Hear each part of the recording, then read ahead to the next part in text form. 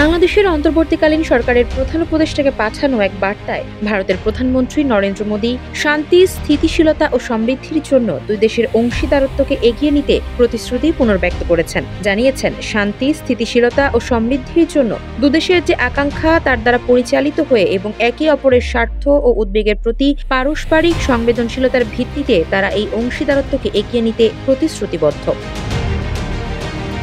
বাংলাদেশের স্বাধীনতা দিবস উপলক্ষে এমন বার্তা পাঠিয়েছেন মোদী। বার্তায় বাংলাদেশের স্বাধীনতা ও জাতীয় দিবসে ডক্টর ইউনূস ও এদেশের জনগণকে অভিনন্দন জানান ভারতের প্রধানমন্ত্রী। তিনি বলেন, এই দিনটি আমাদের অভিন্ন ইতিহাস ও ত্যাগের সাক্ষ্য হিসেবে দাঁড়িয়ে আছে, যা আমাদের দ্বিপাক্ষিক অংশীদারত্বের ভিত্তি স্থাপন করেছে।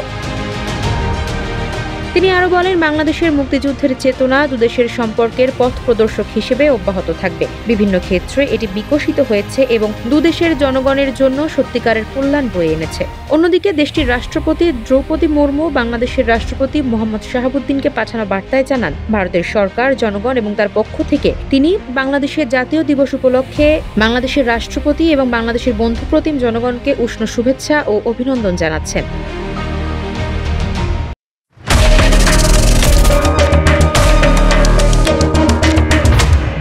বাংলাদেশ ভারত সম্পর্ককে বহুমুখী উল্লেখ করে তিনি বলেন, বাণিজ্য, বহুমুখী যোগাযোগ, উন্নয়ন, অংশীদারত্ব, বিদ্যুৎ ও জ্বালানি, শিক্ষা, সক্ষমতা বৃদ্ধি, সাংস্কৃতিক সহযোগিতা এবং জনগণের মধ্যে যোগাযোগ বৃদ্ধির মতো বিভিন্ন ক্ষেত্রে দুদেশের পারস্পরিক সহযোগিতা রয়েছে। ভারতের রাষ্ট্রপতি বলেন, ভারতের প্রতিবেশী আগে ও অ্যাক্ট ইস্ট নীতির কেন্দ্রবিন্দুতে রয়েছে বাংলাদেশ। এছাড়াও রয়েছে তাদের সাগর মতবাদ ও ইন্দো প্যাসিফিক ভিশন। সে সময় গণতান্ত্রিক, স্থিতিশীলতামূলক, অন্তর্ভুক্তিমূলক, শান্তিপূর্ণ ও প্রগতিশীল বাংলাদেশের প্রতি ভারতের সমর্থন পুনর্ব্যক্ত করেন তিনি।